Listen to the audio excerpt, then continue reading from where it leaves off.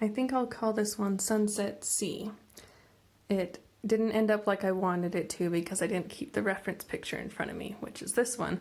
Notice how the sun is a completely different size and there's a lot more yellow in this. Oh well, let's get started. Remember to tape the edges down and then get it damp, not too wet.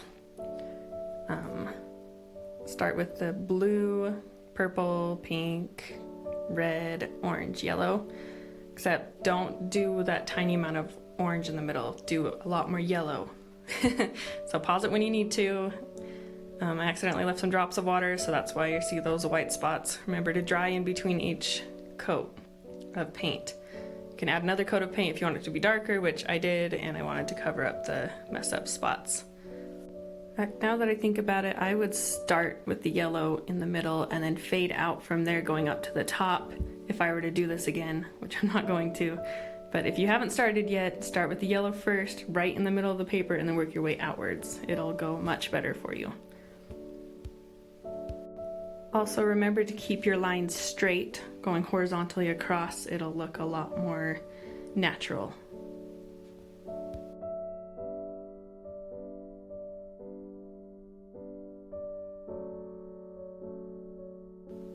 Quick disclaimer, if you see the camera angle adjust and stuff, it's because my kids were painting next to me too and bumping the table and adjusting it adjusted my camera a little off.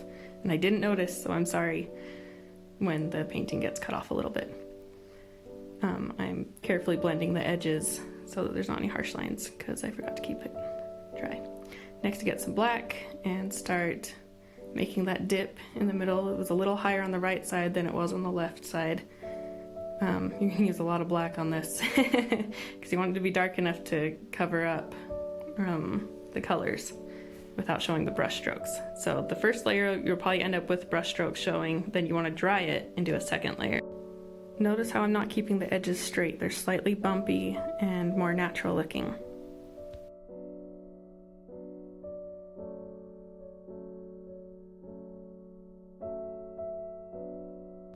Another look at the reference or the end result again so you can notice parts that got cut off in this next scene from my kids bumping the table. Now it's time to draw out the second part of the land that juts out into the water. Remember to not do uniform edges. And then do the third part, a lot more thin and small. You can even make that part lighter to show that it's receding the distance. I forgot about that. Or you can just keep it black. When we do the sun, it should be right in the middle of the yellow, and it should be a lot smaller than what I'm going to show you. Don't use that big of a marker. Use like the eraser from your pencil to sketch it out, and then use a little bit of white. You can add a little bit of yellow so it looks more natural. I'm going to add the yellow in a minute. Remember to add a little bit of water to your white so it spreads more easily and smoothly. And then don't work it as much as I do.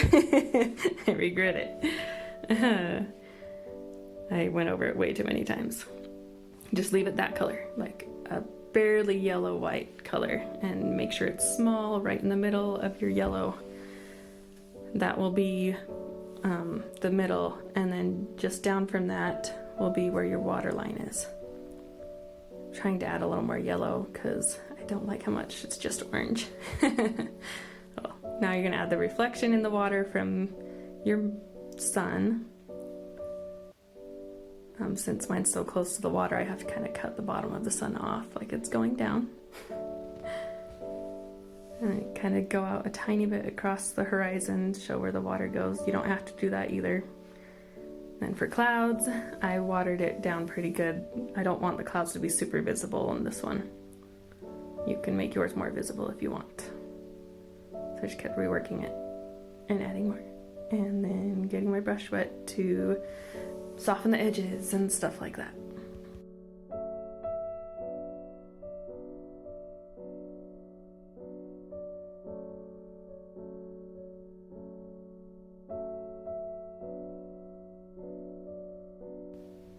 This is where you ignore me reworking my sun and the edges of the reflection. It's totally unnecessary. Sorry.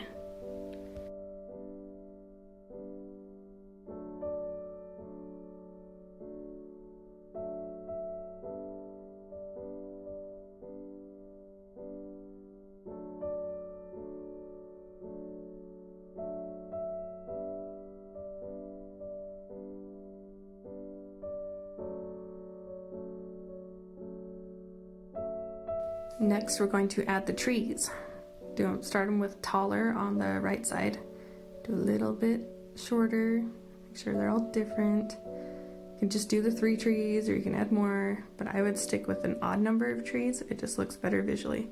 Then do the tiny little lighthouse and some tinier trees on the left side that you can't see. Then you add some, what are those called? Wheat or weeds? Grass? Yes. Just do super light strokes. And they don't have to be exactly like that. They're mostly all leaning to the right, but because they don't all grow the same exact way, I put some leaning left too. Then I'm using some of the blue violet to add the reflections on the water. And now fixing a mistake. Just barely touch it and kind of do little squigglies in an almost horizontal pattern. Kind of shows the waves of the water. And there we go, getting too detailed again, trying to accent the horizon again, slightly darker color. Don't do it. It's so unnecessary. And then I'm adding a little bit of a reflection with that purple again, blue violet, for the land. You also don't have to do that, but you can. Now I'm peeling off the tape carefully, because last time I tried to peel off tape, I accidentally tore my paper. My bad. Now I'm going to add my signature with white paint, pretty watered down so it goes on smoothly. I don't really like adding my signature with paint. It's hard.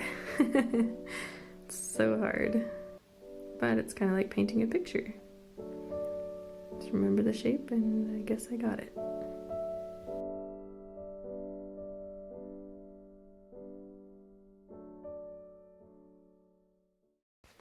One last step, I forgot the little grasses at the very bottom. It just puts that final touch that looks a little more natural.